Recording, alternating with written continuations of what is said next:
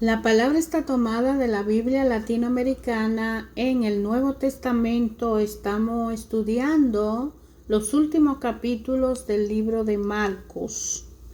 Así dice la palabra del Señor Jesús. Pasado el sábado, María Magdalena, María la madre de Santiago y Salomé compraron aroma para embalsamar el cuerpo. Y muy temprano, el primer día de la semana, llegaron al sepulcro. Apenas salió el sol, se decían unas a otras: ¿quién nos quitará la piedra de la entrada del sepulcro? Pero cuando miraron, vieron que la piedra había sido retirada a un lado, a pesar de ser una piedra muy grande. Al entrar en el sepulcro, vieron a un joven sentado al lado derecho, vestido enteramente de blanco, y se asustaron. Pero él les dijo: no se asusten. Si ustedes buscan a Jesús Nazareno, el crucificado, no está aquí, ha resucitado. Pero este es el lugar donde los pusieron. Ahora vayan a decir a los discípulos, y en especial a Pedro, que él se le adelanta camino de Galilea. Allí lo verán tal como él es y como él le dijo. Las mujeres salieron corriendo del sepulcro, estaban asustadas y asombradas, y no dijeron nada a nadie por el miedo que tenían. Jesús, pues, resucitó en la madrugada del primer día de la semana. Se apareció primero a María Magdalena, de la que habían echado 7 demonios. Ella fue a anunciárselo a los que habían sido compañeros de Jesús y que estaban tristes y lo lloraban. Pero al oírlo decir que vivía y que lo habían visto, no le creyeron. Después Jesús se apareció bajo otra figura a 2 de ellos que se dirigían a un pueblito. Volvieron a contárselo a los demás, pero tampoco les creyeron. Por último, se apareció a los 11 discípulos mientras comían y los reprendió por su falta de fe y por su dureza para creer a los que lo habían visto resucitado. Y les dijo: vayan por todo el mundo y anuncien la buena nueva a toda la creación. El que crea y se bautice se salvará. En el que se niegue a creer se condenará. Estas señales acompañarán a los que crean. En mi nombre echarán demonios y hablarán nuevas lenguas. Tomarán con sus manos serpientes, y si beben algún veneno no les hará daño. Impondrán las manos sobre los enfermos y quedarán sanos. Después de hablarle, el Señor Jesús fue llevado al cielo y se sentó a la derecha de Dios. Ellos por su parte salieron a predicar en todos los lugares. El Señor actúa con ellos y confirma el mensaje con los milagros que los acompañaban. Palabra del Señor Jesús. El comentario del capítulo final de Marcos en la Biblia latinoamericana, según los escritores y traductores de la Biblia a el idioma español, dice de esta manera: la historia de Jesús termina con el descubrimiento del sepulcro vacío. En la última página del Evangelio se dará una breve reseña de las manifestaciones más importantes de Jesús después de su muerte, pero ya no es el Jesús de la tierra, sino el resucitado, nacido nuevamente del Padre para no morir más, según dice el Salmo: tú eres mi hijo, hoy mismo yo te he dado la vida. Jesús ha resucitado. Los evangelios relatan los hechos que sucedieron después de su muerte y nombran a los testigos que lo vieron resucitados. ¿Podemos creerles? Nos gustaría tener relatos más detallados para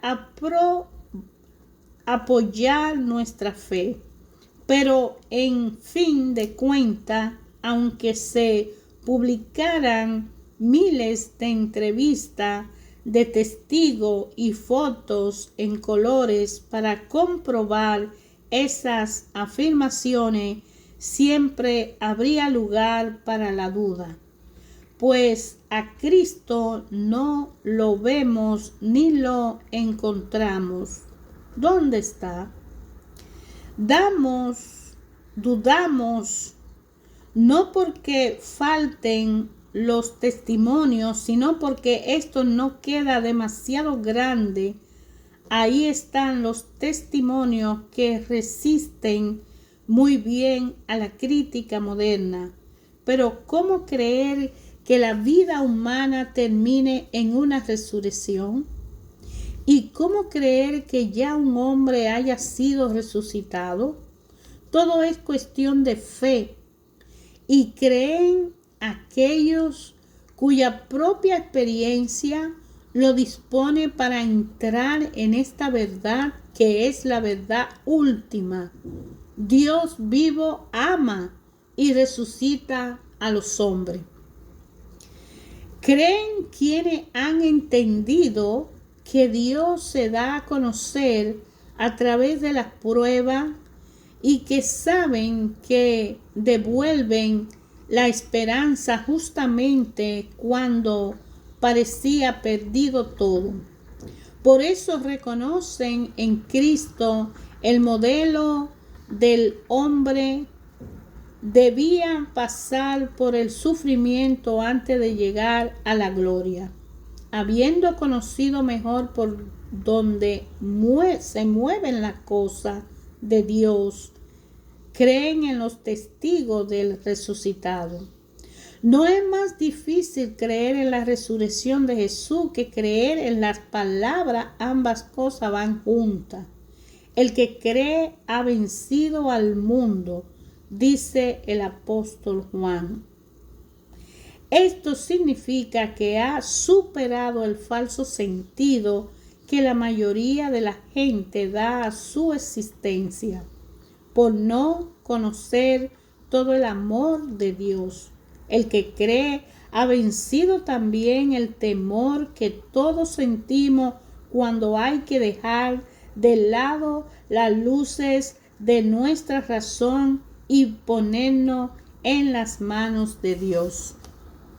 En el versículo 8 de este Evangelio de Marcos, y se deja ver y se interrumpe de improviso.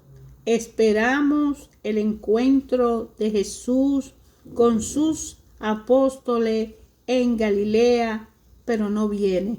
¿Por qué? No lo sabemos. Solamente está en forma de conclusión una breve reseña de las principales apariciones de Jesús resucitado. Anuncien la buena nueva a toda creación.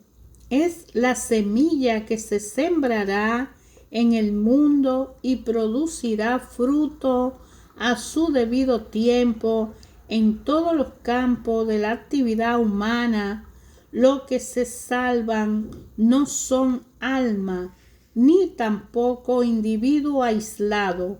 Los que han sido renovados con el bautismo anuncian el Evangelio a la creación en todas sus actividades y trabajo, siendo el fenómeno que transforma la historia de la humanidad.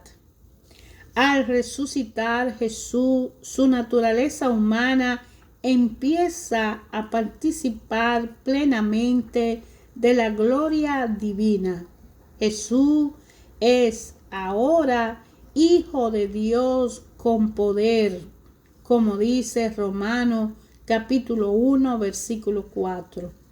Y nos pide que creamos en su nombre, o sea, en el poder divino que acaba de recibir y que actúa en él. El nombre es un término que significa poco para nosotros, pero para los judíos significa la presencia activa de Dios.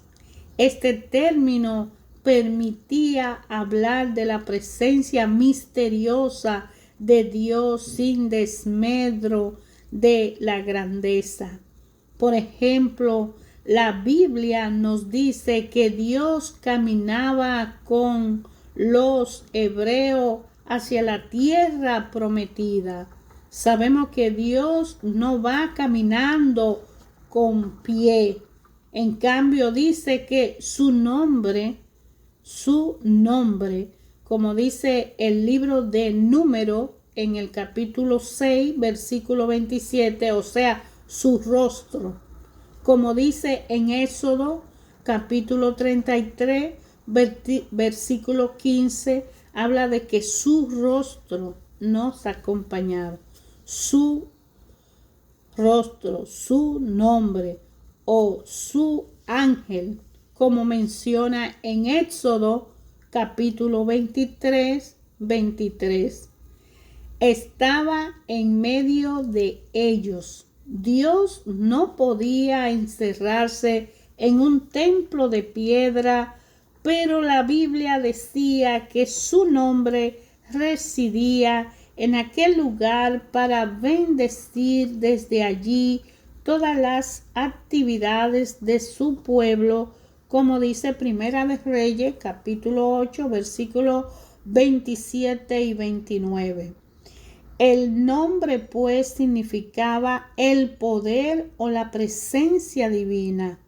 Y Pablo dice que Jesús resucitado ha recibido un nombre que supera todo otro nombre. En Filipenses capítulo 2, versículo 9, Dios Padre se lo ha comunicado. Y Jesús, que lo recibe del Padre, no es menos que Él. Todo lo que es del Padre es ahora suyo. Jesús no recibe solamente un título o una gloria divina, pues la gloria divina no podría darse a ningún otro que a Dios.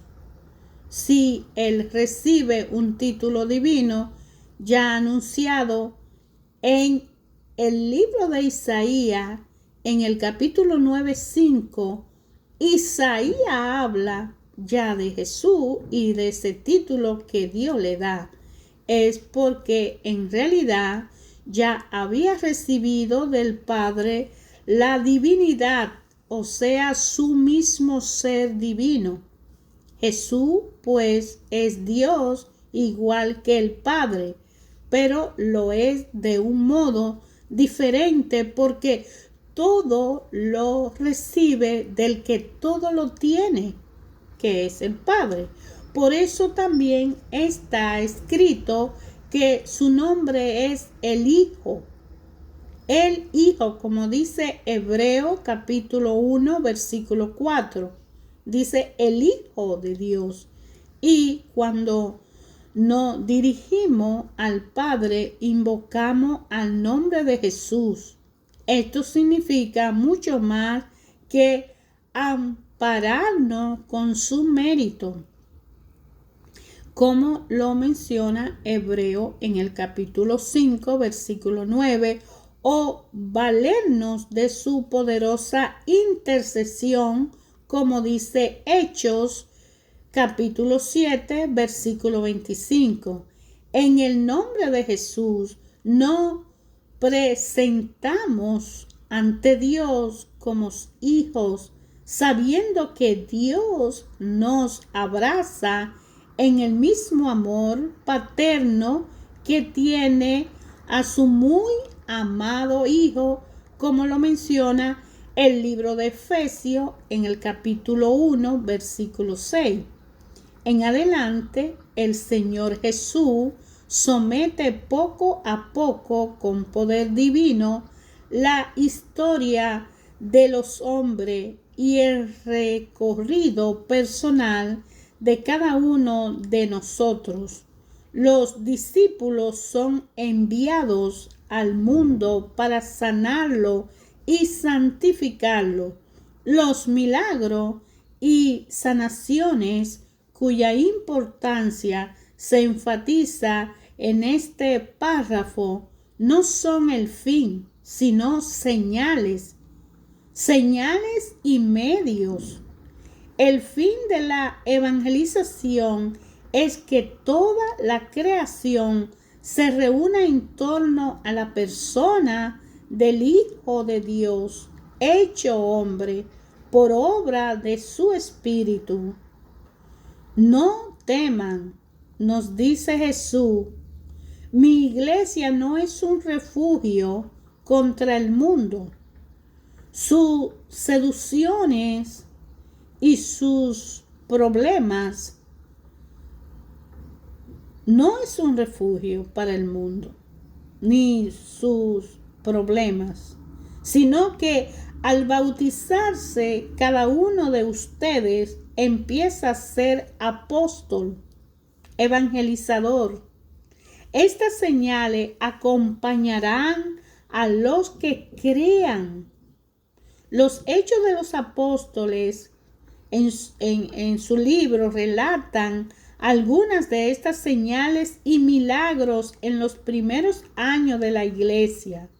Hoy se siguen verificando con otras más en todos los lugares en que los cristianos toman como en serio su misión de evangelizar a la creación, porque el mandato de la obra del Señor a nosotros fue que nosotros le conociéramos y le habláramos al mundo de quién es Él, al mundo de aquellos que no lo conocen.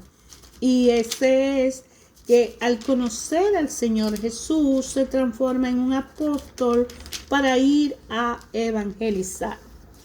El Evangelio de Marcos, desde finales del siglo I o a comienzo del segundo después de Cristo, los textos de este Evangelio, que el segundo Evangelio fue obra de Marcos, quien acompañó a Pedro a Roma, donde se encontró además con Pablo y donde puso por escrito fielmente la enseñanza de Pedro.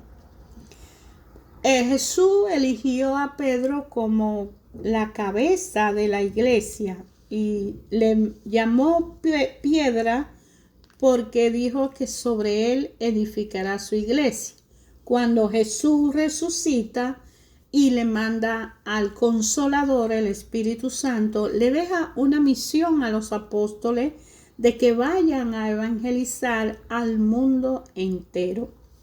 Pedro, que es piedra, o sea, iglesia, se encarga de ir y empieza a recorrer todos los lugares posibles para cumplir con la palabra del Señor Jesús, la promesa de llevar la buena nueva. Al igual que los evangelios de Mateo y de Lucas, el evangelio de Marco nació de las tradiciones orales que se referían a Jesús de Nazaret. Es decir, que Marcos, de oír hablar lo que decían de Jesús, él fue haciendo una recopilación de notas para escribir este evangelio, que poco a poco se fueron consignando por escrito. Estos textos principales circundaban de comunidad en comunidad y eran completamente completados por el testimonio oral de lo que habían acompañado a Jesús durante su vida terrena. Por eso que Marcos se junta con Pedro y después con Pablo, pero sabemos que cuando Marcos se relaciona con Pedro, Pedro le informa de todo lo que vivió con Jesús, y de ahí que Marcos decide escribir todo eso que se dice y que ellos decían y que fue comprobado por la gente que estuvieron y se enteraron de la existencia de esa época. Marcos redactó su evangelio para un tipo de comunidad bien determinado. Se dirige a los cristianos de origen pagano y quiere proclamar el misterio de Jesús, Hijo de Dios. Es decir, que como Marcos ya sabía que Pablo era uno de los que perseguía a los cristianos, pues le interesaba profundizar en aquellos que persiguen, a los que llevan la palabra nueva y a los que no conocen de Jesús, para ayudar a esa gente a que conozcan de la gracia de Dios al darnos a Jesucristo y que podamos ser salvos.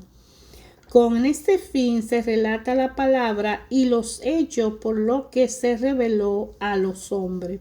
A diferencia de Mateo, que fue el primer evangelista que escribió, y de Lucas, que no estuvo con Jesús, pero que por haber oído tanto hablar de Jesús, él escribió esto para llevarlo también al conocimiento de aquellos que no sabían de él.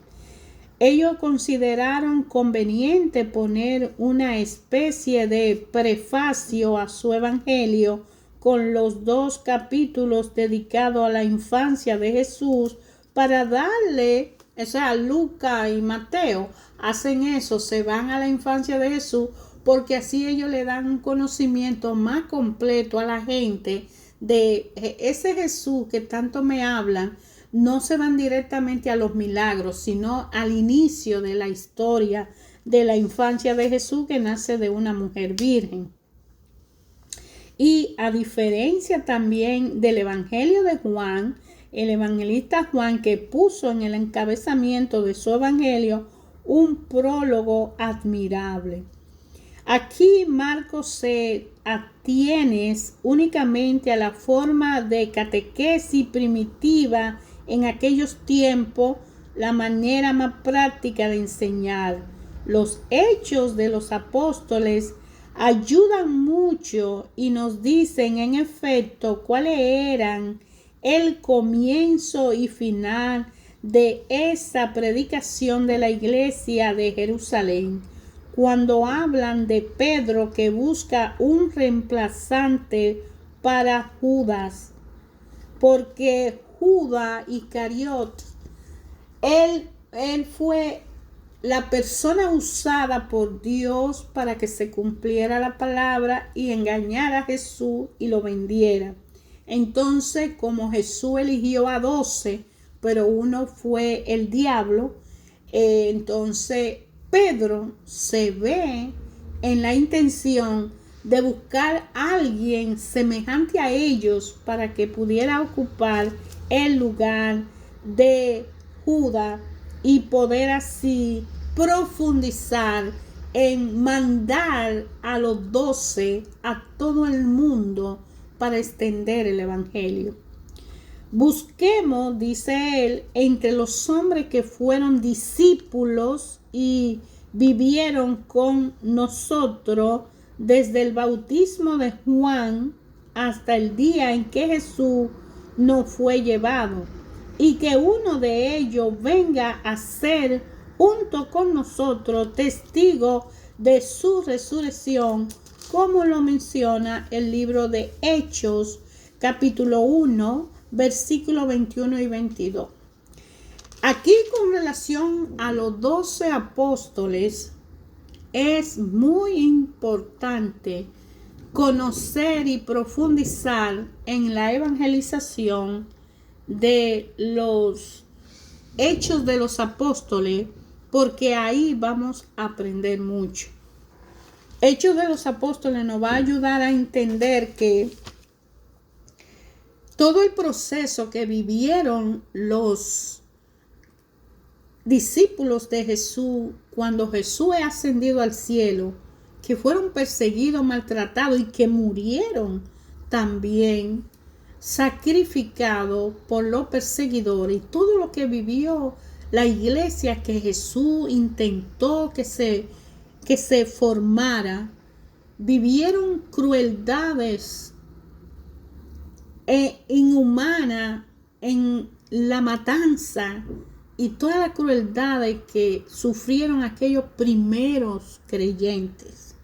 Pero hoy el esfuerzo y sacrificio de todo ello nos trae a nosotros un conocimiento, una fe, una certeza de saber que cada uno de nosotros tiene una responsabilidad con el Señor Jesucristo, que miles y miles y miles de millones de personas han muerto a causa de Él, pero que Él lo dijo, y que Isaías habló de Él, y que los salmos hablaron de Jesucristo, y que desde un principio Jesús estaba con el Padre, y del Padre vino a la tierra, porque cuando Adán pecó, ofendió a Dios, y Dios lo mandó a la tierra, y Jesucristo vino para quitarnos esa impureza y devolvernos al Edén con el Padre.